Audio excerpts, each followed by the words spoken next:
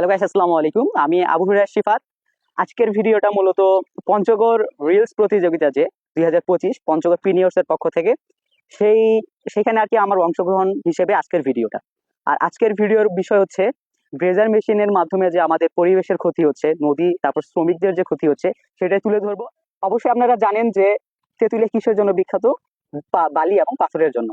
আমাদের এখানে রাতের আধারে তারপর হচ্ছে বিভিন্ন সময় ড্রেজার যাকে বলা হয় বোমা, এই ড্রেজারের মাধ্যমে পাথর উত্তোলন করা হয়, যার ফলে আমাদের পরিবেশ তো সমস্যা হচ্ছেই, আমাদের যে পানির ভূগর্ভ স্তর আছে সেটা নিচে নেমে যায়।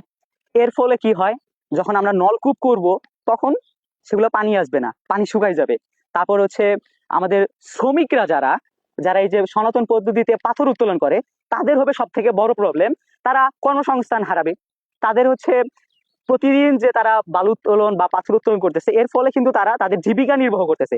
আর এটা কিন্তু তখন তারা পারবে না, তখন তাদের সমস্যা হবে, অসংখ্য বেকারত্ব দেখা দিবে, জীবিকা নির্বাহ করবে সেটা পারবে না। এই ড্রেজারের কারণে কিন্তু এগুলো ঘটবে। আমরা যদি ড্রেজার এসবকে বন্ধ করে দেই, আমাদের সমস্যা সবকিছুর সমাধান হবে। এর ফলে আমাদের শ্রমিকরা কর্মসংস্থান ফিরে পাবে, তাদের প্রতিদিন জীবিকা নির্বাহের জন্য যে এই টাকাটা প্রয়োজন সেটি কিন্তু আসবে।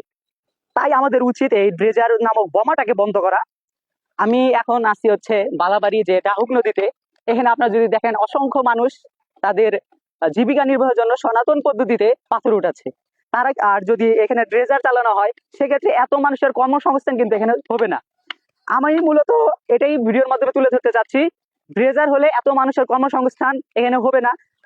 পরিবারের চাহিদার জন্য যে প্রতিদিন কাজ করা লাগতেছে সেই কাজটা কিন্তু তারা এখানে পাচ্ছে, কর্মসংস্থান হারাইতেছে না।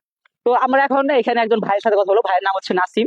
ভাই, আপনাদের এখানে যে মানে ড্রেজার ড্রেজার দিয়ে যে এখানে তো এখন উঠানো হচ্ছে না, এখন ড্রেজার দিয়ে উঠাইলে আপনাদের কি ক্ষতিটা হচ্ছে? ভাই, ডেজার্ট দিয়ে যদি পাথর উত্তোলন করে তাহলে আমাদের অনেক ক্ষতি। এখন এদিক রাস্তা আছে, এখানে তো পাথর তোলা যাবে না। আমরা যদি সহজ পদ্ধতি এমনি যদি পাথর তুলি, মোটামুটি সিসিঙ্গা সিজন চলে যাবে।